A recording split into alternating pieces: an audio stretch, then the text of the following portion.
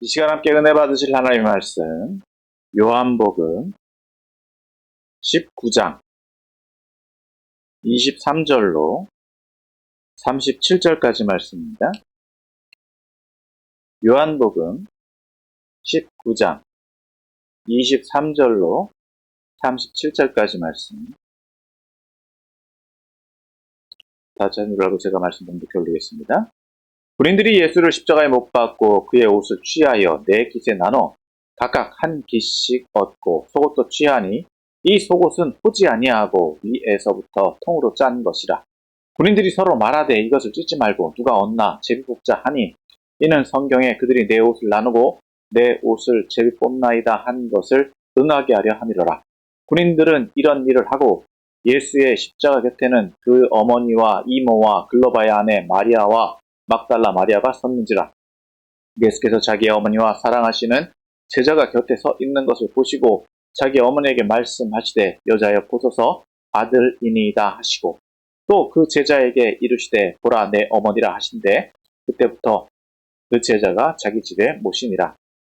그 후에 예수께서 모든 일이 이미 이루어진 줄 아시고 성경을 응하게 하려 하사 이르시되 내가 목마르다 하시니 거기 신 포도주가 가득히 담긴 그릇이 있는지라.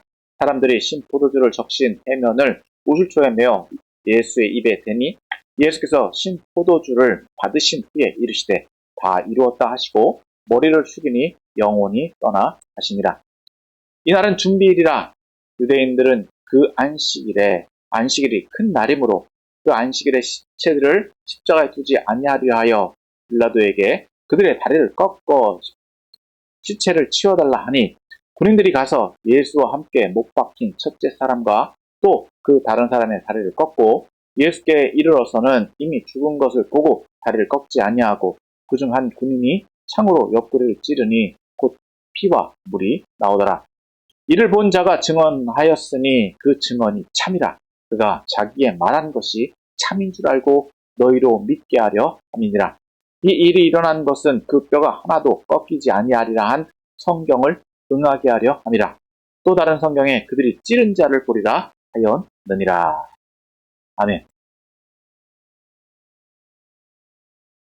할렐루야. 오늘 거룩한 주일 주님 앞에 나와 예배하는 여러분들 예수님의 이름으로 환영하고 축복합니다. 오늘 계속해서 이제 요한복음의 말씀을 보고 있습니다. 이 말씀 통해서 함께 은혜를 나누길 소망합니다. 오늘 본문은 예수님이 이제 죽음을 당하고 계시는, 죽음에 대해서 말하고 있는 18장, 19장 가운데 이제 예수님께서 십자가에서 죽으신, 인종하시는 장면이 나오고 있습니다. 이 말씀을 통해서 이 말씀이 갖고 있는 의미가 무엇인지 살펴보고 함께 은혜를 나누기를 소망합니다. 먼저 오늘 본문의 말씀을 또 이제 살펴봅니다. 이제 23절, 24절 먼저 살펴보도록 하겠습니다. 23절, 24절. 자, 같이 읽겠습니다. 시작.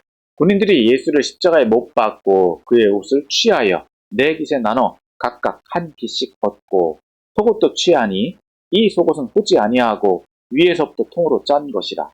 군인들이 서로 말하되 이것을 찢지 말고 누가 얻나 제비 뽑자 하니 이는 성경에 그들이 내 옷을 나누고 내 옷을 제비 뽑나이다 한 것을 응하게 하려 함이러라.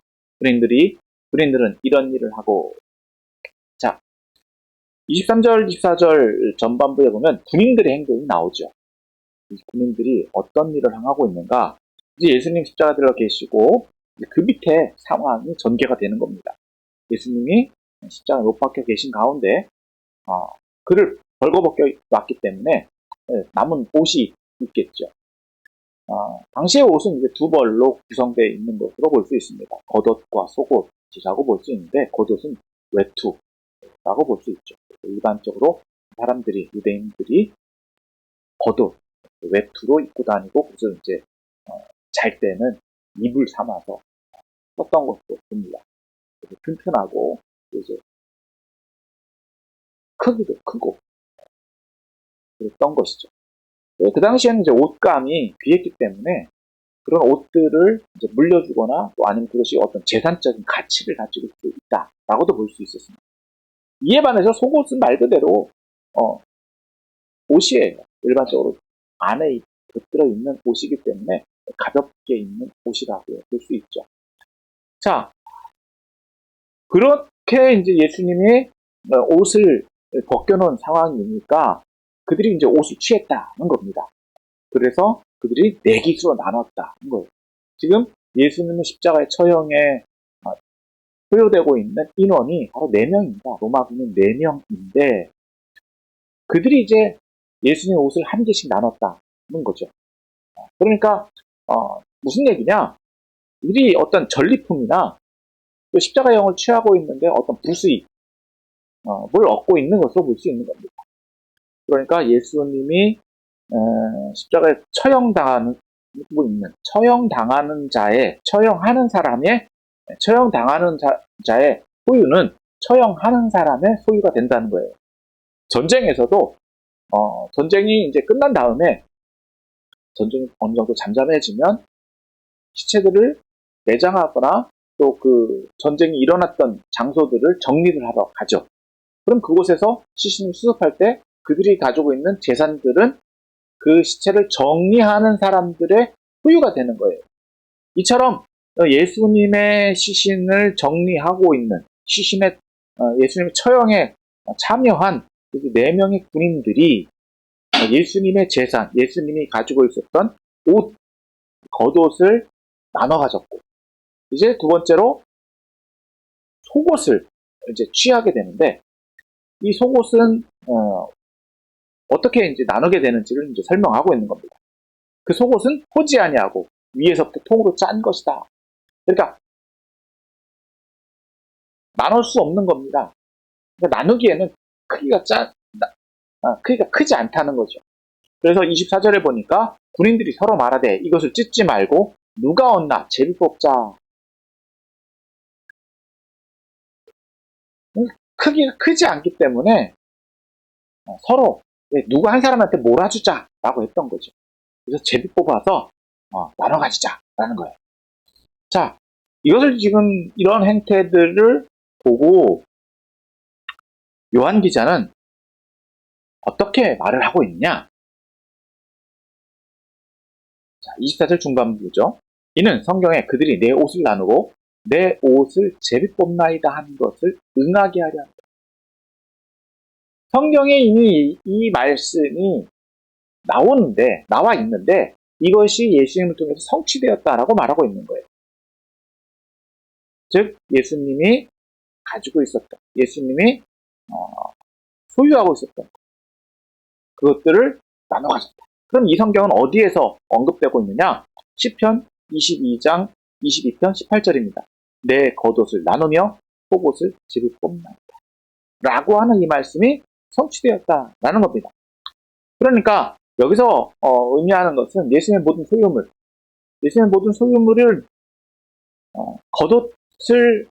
겉옷과 속옷은 예수님의 소유물이죠. 그 모든 것이 빼앗겨졌다는 거예요. 심지어 예수님의 생명까지도 박탈당하고 있는 겁니다. 로마 군인들에 의해서 예수님의 모든 것들이 빼앗겨지고 있는 이 상황인데, 자, 그 가운데 속옷은 파괴되지 않았어요. 즉 속옷이 파괴되지 않았다라고 하는 것은 그래도 하나님의 보호하심 가운데 남겨지는 것들이 있다라는 것으로 하나님의 보호하심이 있다라고도 볼 수 있는 겁니다. 그런 의미가 담겨져 있다라고도 볼 수 있는데 여기서 또 우리가 주요하게 봐야 될 것은 이러한 것들이 이미 하나님께서 이미 말씀하셨다라고 하는 겁니다. 이미 이런 일들이 일어날 것에 대해서 이미 하나님께서는 준비하고 계시고 그 모든 것들이 예수님을 통해서 성취되어져 가고 있다. 성취되었다라고 지금 요한 기자는 말하고 있는 것입니다. 자, 계속해서 이제 25절에서부터 27절까지의 말씀 또 봅니다. 자, 25절서부터 27절까지의 말씀. 먼저 25절 말씀입니다. 같이 읽겠습니다. 시작. 예수의 십자가 곁에는 그 어머니와 이모와 글로바의 아내 마리아와 막달라 마리아가 섰는지라. 자, 24절 후반부에 보면은 군인들은 이런 일을 하고 있었다고 그랬죠. 그리고 그에 반해서 다른 층에서는 누가 있다? 십자가 곁에는 그 어머니, 즉 마리아와 어머니의 형제겠죠. 이모가 있고, 또 글로바의 아내라고 하는 이제 마리아가 또 있는 거예요. 그리고 막달라 마리아가 있습니다. 즉, 이름이 언급되어져 있는 두 사람과 이름이 언급되지 않은 두 사람이 있다라고 볼 수 있는 거죠. 이 두 사람이, 그 당시에 이제 예수님의 제자들과 이 성경을 읽는 사람들은 누군지 알 수 있는 사람들입니다. 그러니까 굳이 이름을 언급하지 않아도 됐다라는 거죠. 즉, 예수님의 가족이니까. 그리고 그 외에 글로바의 아내 마리아, 또 막달라 마리아라고 하는 사람들은 이제 이름을 언급해야지 누군지 아는 거죠. 그리고 어떻게 보면 세 명의 마리아가 있는 거예요. 어머니 마리아, 글로바의 아내 마리아, 막달라 마리아가 있는데, 그리고 예수님 어머니의 형제가 또 있었다라는 이런 상반된 모습이 비춰지고 있는 겁니다. 그러니까 군인들은 예수님의 옷을 나누고 있고, 예수님의 십자가의 처형 가운데에 지켜보고 있는 이들, 예수님의 가족과 예수님 따르고 있는 여인들이 있고, 거기에서 이것을 바라보고 있는 또 한 사람이 있었겠죠. 그 사람은 이제 뒤에 나옵니다만. 자, 그 옆에 이제 또 누가 있느냐? 26절 보니까 예수께서 자기의 어머니와 사랑하시는 제자가 곁에 서 있는 것을 보시고, 또 다른 인물이 있죠. 그러니까 여기에 여자들만 있었던 것이 아니라 그 외에 몇 명의 인물들이 더 있었다라고 하는 것을 볼 수 있어요. 즉 예수님과 관련되어 있는 사람들. 그리고 그 외에도 유대인들, 예수님의 처형을 바라보고 있는 또 다른 인물들이 있었다라고 하는데, 여기서 지금 요한 기자가 집중해서 보는 것은 예수님과 관련되어져서 일어나고 있는 일들, 그 사람들을 집중해서 말하고 있는 겁니다. 자, 26절에 보니까 어떤 일이 전개되고 있느냐? 자, 예수님께서 이제 자기 어머니에게 말씀하시는데, 여자여 보소서 아들입니다. 누구를 말하고 있다고요? 사랑하시는 제자가 있었다는 거죠. 그리고 27절에 보니까 또 그 제자에게 이르되 보라 내 어머니라 하신대요. 그러니까 지금 이 상황이 어떤 상황이냐? 어머니 마리아는 지금 아들을 십자가에서 잃고 있습니다.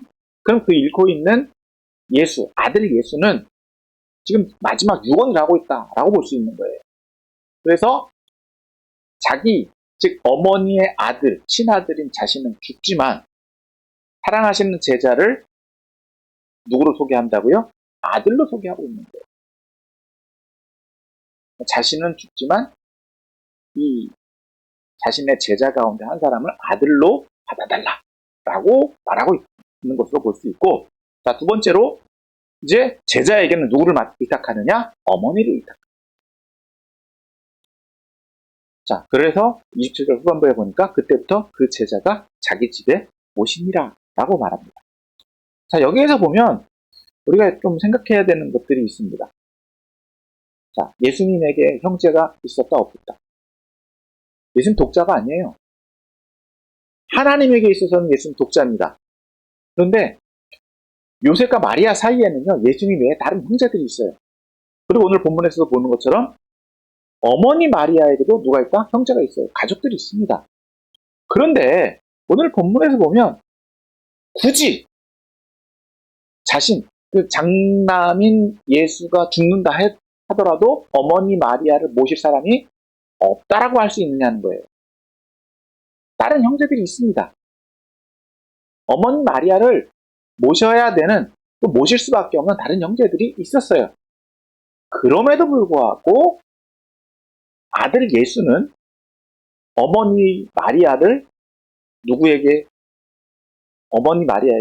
무엇을 하고 있다고요? 또 다른 아들을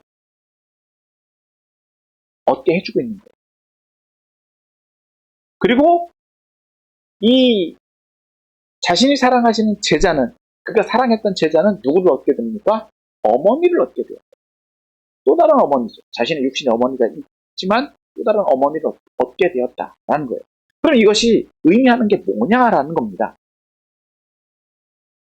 본문만으로 본다면은 그냥 자신이 죽기 때문에 아들을 의지할 바가 없는 어머니를 제자에게 의탁하는 것으로 볼 수 있고, 그 제자에게 어머니를 맡기는 것으로 볼 수 있는데, 그것에서 그치느냐는 거예요. 앞서 말했지만 굳이 이렇게 하시는 의도가 어디 있겠느냐라는 겁니다. 자, 이것이 오늘 본문에서 문맥적으로 본다면 아들을 잃는 어머니의 입장에서 본다면 지금 이 어머니 마리아는 무엇을 얻고 있다고요? 아들을 얻고 있습니다. 앞서 설명드렸죠? 지금 이것은요, 구약에서 보면 특히 창세기에서 보면 자녀는 누구로부터 얻게 되느냐? 하나님이 허락하셔야지만 얻게 됩니다. 창세기 족장들, 하와나 또 그 외에 사라나 또 족장들을 낳은 그 부인들은 그 자녀를 낳았을 때 뭐라고 이야기를 하느냐? 하나님으로 말미암아 내가 득남하였도다. 하나님으로 말미암아 내가 아들을 낳았도다 라고 말합니다. 그러니까 자녀는 누가 허락하신다? 하나님이 허락하신다. 그러니까 지금 이러한 모습이 뭐냐? 하나님께서 자녀를 그 아내, 그 부인들에게 누구를 주시는 것 같다? 아들을 주시는 것, 자녀를 주시는 것 같다는 거예요. 성경에 말씀하시는 모든 것들을 성취하시는 것 같다라고도 볼 수 있는 거다. 그러니까 예수님이 지금 십자가형에서 지금 이런 마지막 유언은 하나님의 상징적인 모습, 그런 것들을 모형적으로 보여주고 계신 것이다라고 볼 수 있는 겁니다. 그래서 결과적으로 어떻게 되었다고요? 어머니 마리아는 자신의 친아들을 잃게 되지만 하나님으로부터 아들을 예수로부터 누구를 얻게 된다? 하나님 주 예수 그리스도로부터 아들을 얻게 되는 역할을 얻게 되었고, 또 결과적으로 보면 제자가 의미하는 건 뭐냐? 교회 공동체예요. 교회 공동체.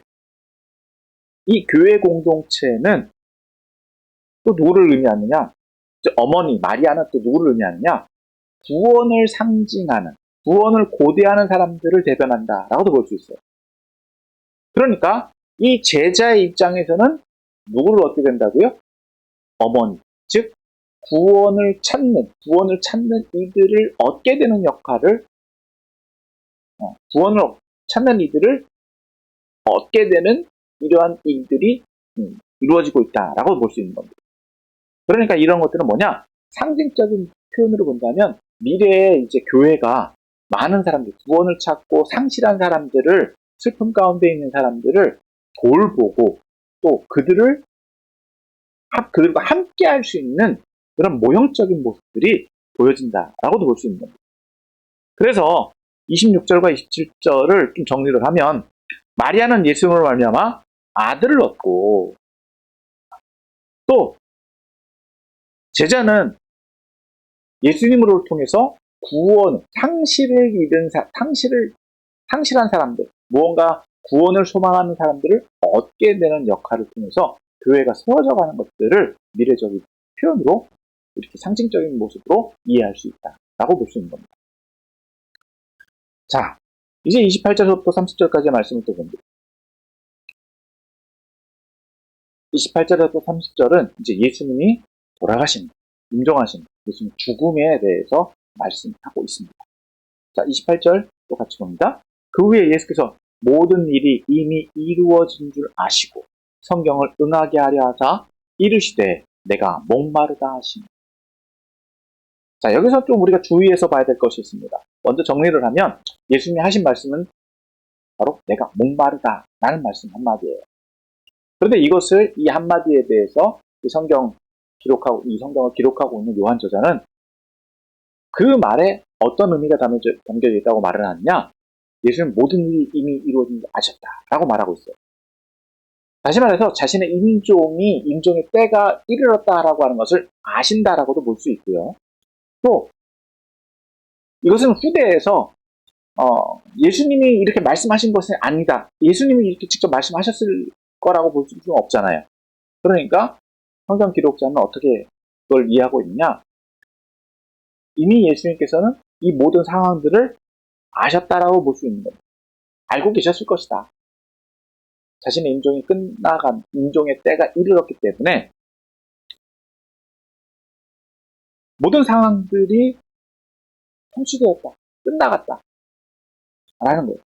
그리고 더불어서 성경을 응하게 하려 하사라고 말하고 있는 것은, 이것은 우리가 조심해서 봐야 됩니다. 문맥적으로 본다면 어떻게 이해할 수 있느냐? 예수님은 일부러 이 말씀을 하셨다라고 볼 수 있는 거예요. 그런데 그게 아니다라고 하는 거죠. 즉 예수님이 이 말씀을 하신 건 의도적인 것이 아니라, 이건 성경을 이후에 이렇게 정리를 하는 이 요한 저자가, 요한이라고 하는 이 저자가 이렇게 보고 있다라고 하는 거예요. 그러니까 다시 말하면 이 목마르다라고 하는 이 말씀이 의미하는 게 뭐냐? 하나의 말씀의 응답이다라고 합니다. 다시 말해서 예수님의 이 비참한 죽음이 성취되었다라고 하는 거예요. 어떤 말씀이 성취되었느냐? 시편 22편과 69편들의 이 말씀들이 있습니다. 고난당하는 의로운 종이 죽임당하는 장면. 이런 말씀들이 다 성취되어 가는 그 과정 가운데 예수님의 마지막 이 말씀, 내가 목마르다. 이 말씀이, 성경의 말씀들이 다 응답되었다, 성취되었다라고 자신을 이해하고 있다는 거예요.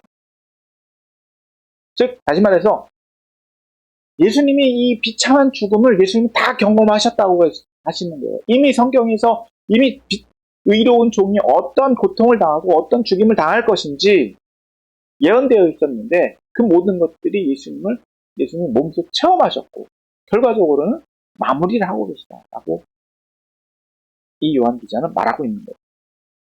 자, 그래서 어떤 이제 목마르다라고 하는 말씀에 어떤 반응이 일어나느냐? 거기 신포도주가 담긴 그릇이 있는지라 사람들이 신포도를 적신 해면을 우슬초에 내어 예수의 입에 대니.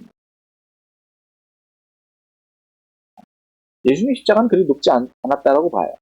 성경에 우리가 이제 영화나 이런 그림을 보면 예수님 막 2m, 3m 높은 장비에 매달리는 걸로 묘사되고 있는데, 그 정도까지는 아니라고 보고요. 학자들마다 다른 의견들이 있습니다. 근데 예수님 십자가형은 사람들이 이제 손이 닿을 정도, 그 정도. 그런데 굳이 이 심포도주를 적신 해면이 이렇게 됐던 것은 뭐냐? 부정하다라고.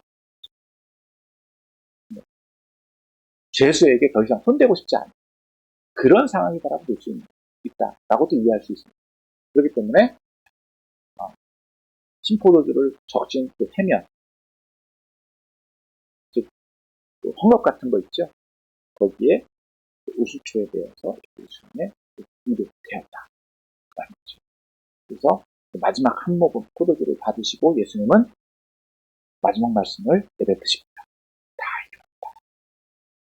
앞서 말한 것처럼 이 말씀이 의미하는 게 바로 28절에서 말한 것. 예수님이 모든 것들을 다 이루실 것을 이루셨다라고 하는 것을 요한 기자도 이해하고 있다라고 볼 수 있습니다. 그리고 이제 예수님의 마지막 임종, 머리를 숙이니 영혼이 떠났지. 일반적인 죽음을 의미하고 있다라는 것입니다.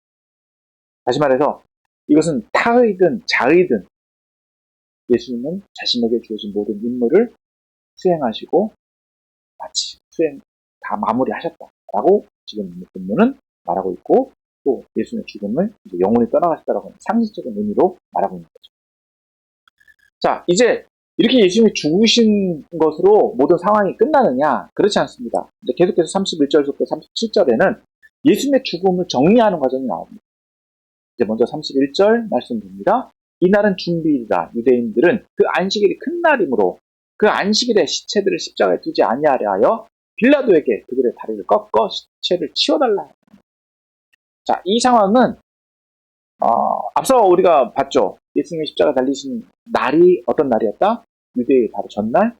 그러니까 오후가 되면, 해가 지면 6월절이 시작되는 날이에요. 그러니까 예수님이 십자가에 달려 돌아가신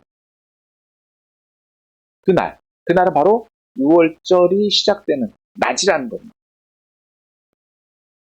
그렇기 때문에 불과 한두 시간 정도 사이를 두고 이제 예수님의 시신을 정리해달라고 이제 유대인들이 빌라도에게 요청을 하고 있는 거예요. 왜 그러냐? 하필이면 이 6월절이 이 절기적으로 옮겨지거든요.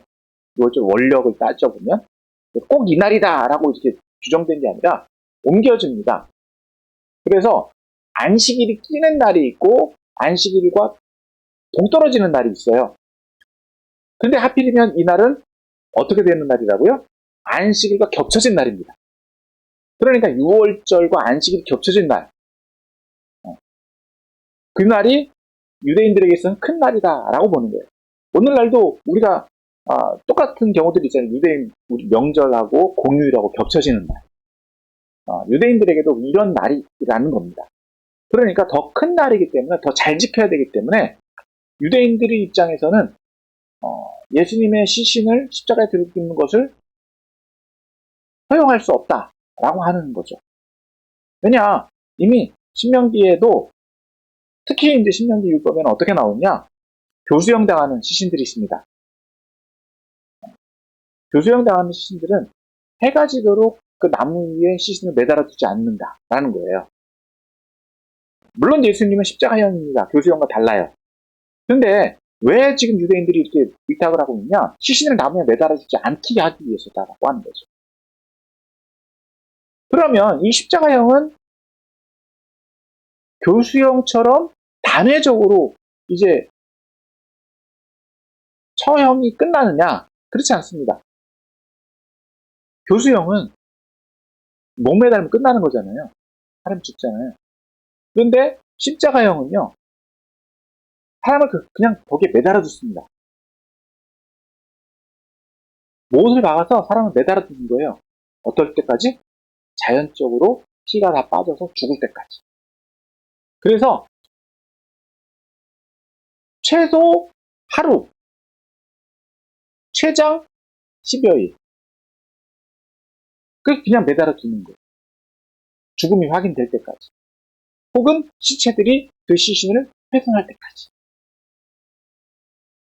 그러니까 지금 유대인들의 입장에서는요, 그렇게 이 예수님의 시신과 이 십자가형을 오래도록 유지할 수 있겠느냐는 겁니다.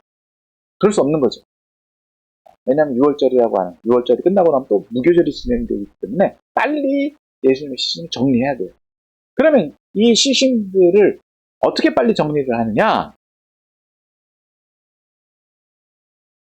이 로마법에도요, 빨리 시신을 정리하는 또 이제 규칙이 있습니다. 어떻게 정리를 하냐? 오늘 유대인들이 그걸 주장하고 있는 거예요. 뭘 주장했죠? 다리를 꺾어달라. 그러니까 다리를 이 무릎 안에나 종아리를 갖다가 세방망이로 칩니다. 골절시켜요. 피를 빼요. 그래서 십자가형이 의도하는 게 바로 이겁니다. 사람의 온몸에 피를 빼는 거. 그러니까 지금 그 형벌을 진행해달라고 요청을 하는 거죠. 자, 이제 빌라도도 충분히 그 상황을 알고 있기 때문에 그것을 허락했다라는 거예요. 그래서 32절에 보니까 군인들이 가서 예수와 함께 못 박힌 첫째 사람과 또 그 다른 사람의 다리를 꺾었다.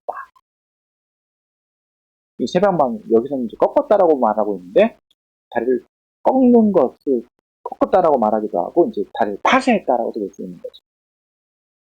자, 그래서 죽음을 신속하게 서둘러도록 있는데, 자, 여기 보면 33절에 보면 예수께 이르러서는 이미 죽은 것을 보시오. 예수님의 죽음이 신속하게 이루어진 거예요.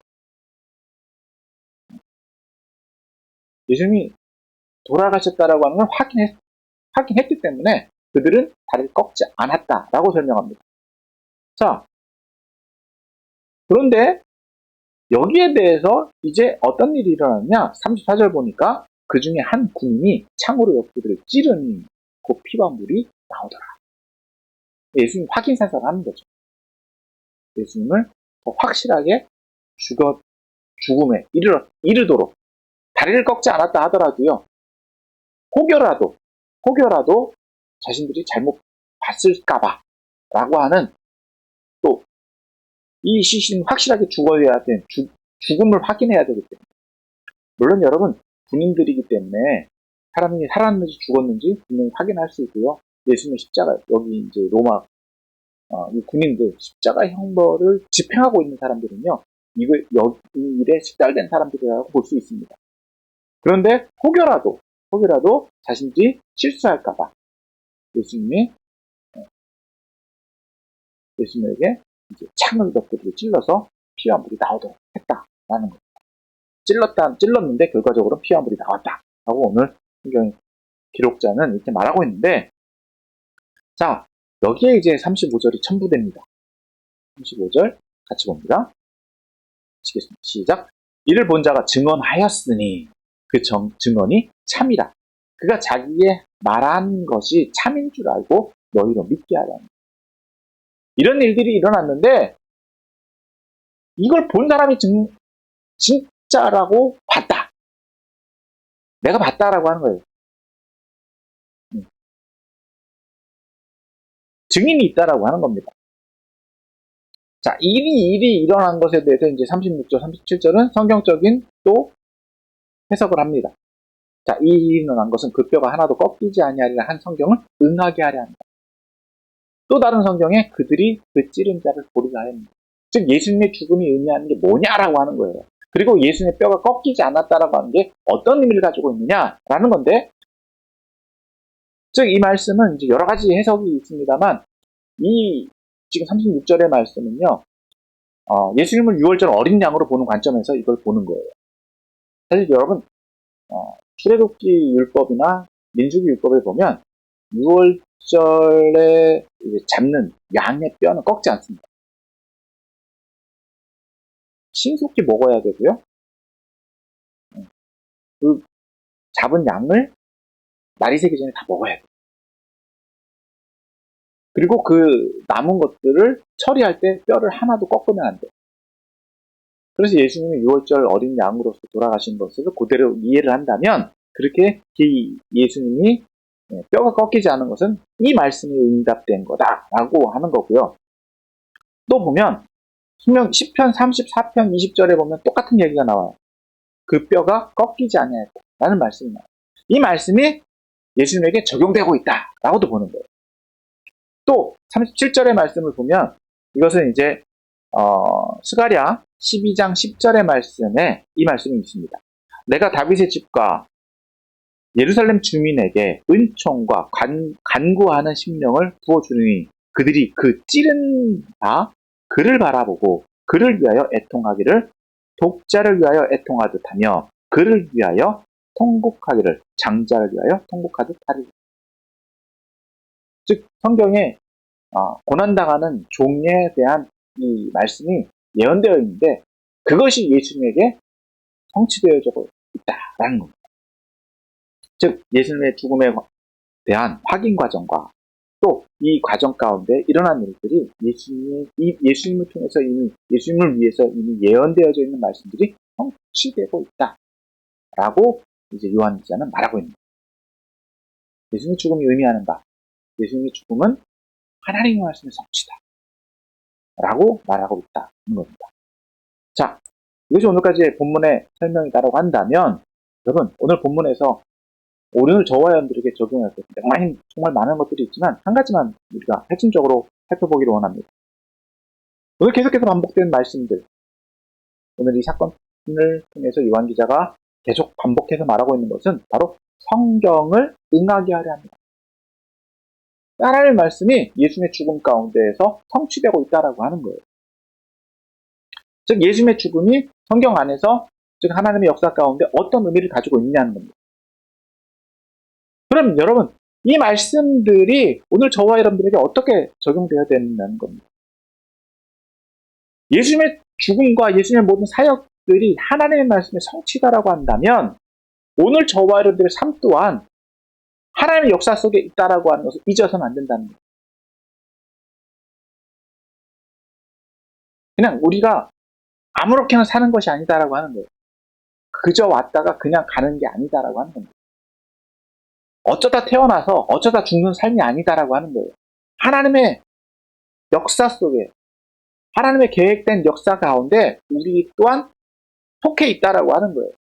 즉 예수님의 초림이 하나님의 말씀의 성취다라고 한다면 또 그 이후에 있어질 예수님의 재림 또한 하나님의 말씀의 성취일 수밖에 없다라고 하는 것입니다. 더 나아가서 오늘 저와 여러분들의 모든 인생 또한 하나님의 계획과 섭리 가운데 적용되어지고 그 삶이 포함되어 있다라고 하는 것을 우리는 믿어야 된다라고 하는 것. 더 나아가서 이 시대를 살고 있다라고 하는 것.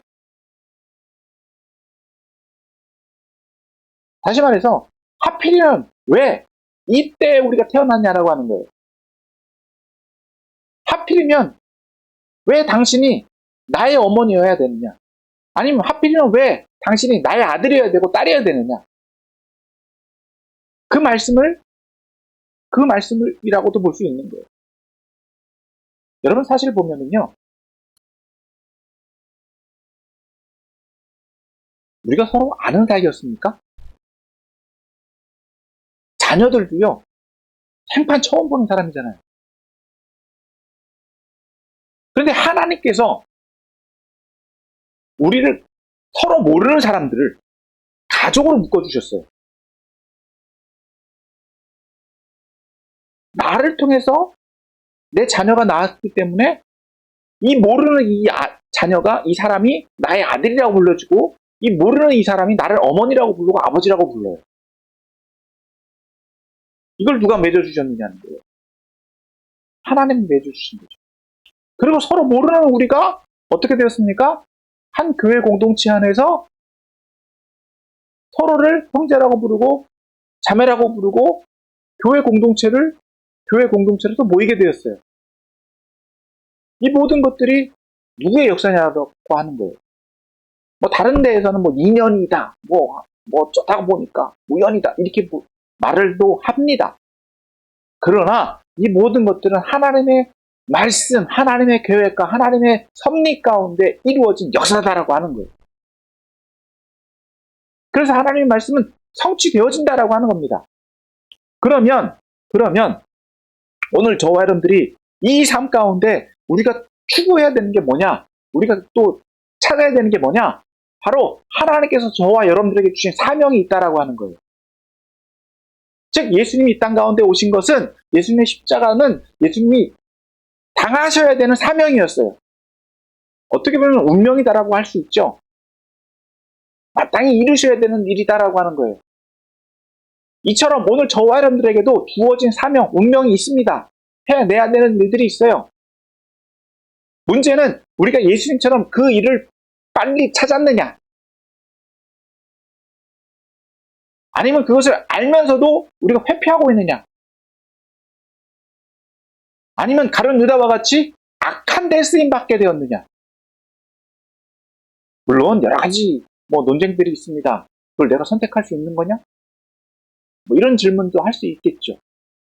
하지만 기왕이면 오늘 하나님께서는요, 우리에게 선택권을 주셨다라고 볼 수 있습니다.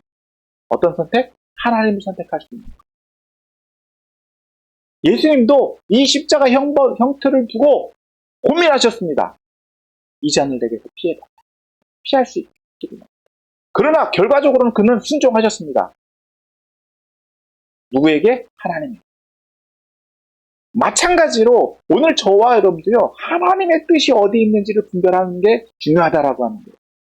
하나님께서는 내가 아니더라도 하나님의 뜻을 이루어 가십니다. 성취시켜 가십니다. 그런데 중요한 것은 기왕이면 오늘 저와 여러분들이 그 일에 쓰임 받는다라고 하는 거예요.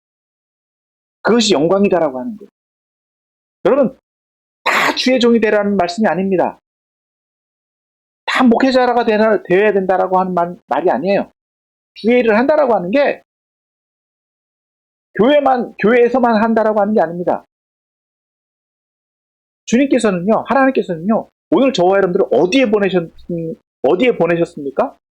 세상 가운데 보내셨어요. 세상 사람들 속에 살게 하셨어요. 세상 사람들과 같이 살게 하셨습니다. 그 세상 사람들 속에서 나에게 주어진 자리가 있다라고 하는 거예요.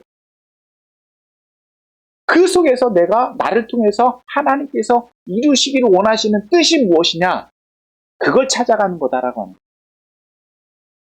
다 유명인이 되어야 되느냐?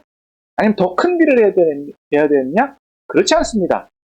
마땅히 나에게 주어진 역량만큼, 나에게 주어진 달란트만큼, 내가 할 수 있는 일만큼, 아니 그보다 더 큰 일들이 있을 수 있습니다. 그것을 계속해서 발견해 나가는 거예요. 그것이 하나님의 말씀을 성취시켜가는 것입니다.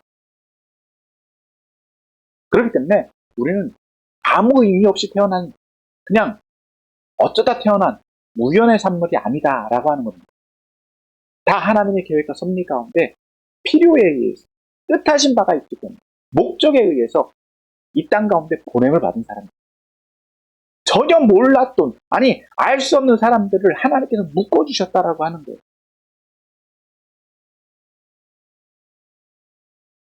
얼마나 큰 은혜입니까? 그래서 우리는 이렇게 말할 수 있는 거예요. 당신이 나의 어머니여서, 당신이 내 아들이여서 너무 고맙습니다. 어떨 때요? 서로에게 내가 감당하지 못한, 내가 이해하지 못할 사랑을 받고, 내가 전혀 생각하지 못했던 일들을 내가 공급받았습니다. 그래서 우리는 고맙잖아요. 감격하잖아요.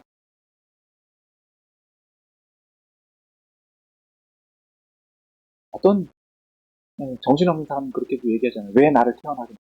내 계획이 아니에요. 내 뜻이 아니에요. 전혀 알 수가 없는 거예요. 이게 하나님의 섭리다라고 합니다.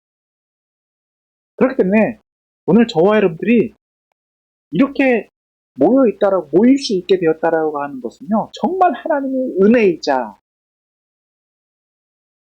하나님이 우리를 향하신 특별한 계획이 있다라고 하는 것입니다. 그래서 오늘 저와 여러분들은 하나님이 맡겨주신 그 사명들을 잘 감당해야 한다는 것입니다. 그것이 성경에 응하게 됩니다. 우리가 말씀 가운데 오늘도 살아 역사하시는 주님과 동행하는 길이다라고 하는 것입니다. 말씀을 정리합니다.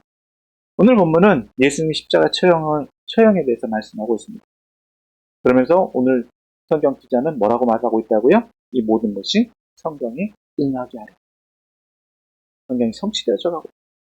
이처럼 이 시대를 살고 있는 저와 여러분 또한 하나님의 계획 가운데, 하나님의 섭리 가운데 보내는 것 같아요. 하나님의 뜻을 성취하기 위해서 우리가 쓰임받고 있다라고 하는 것을 기억하시기 바랍니다. 큰 일이든 작은 일이든 내가 그 일에 사용되어졌다라고 하는 것만으로 영광이에요. 택함 받았다라고 하는 것 또한 영광입니다. 그래서 그 일을 잘 감당하고 또 하나님 앞에 또 특별하게 나에게 주신 사명이 무엇인지 발견하고 그때 합당한 삶을 살아 하나님의 영광이 되는 저와 여러분 다 되시기를 예수님으로 축원합니다.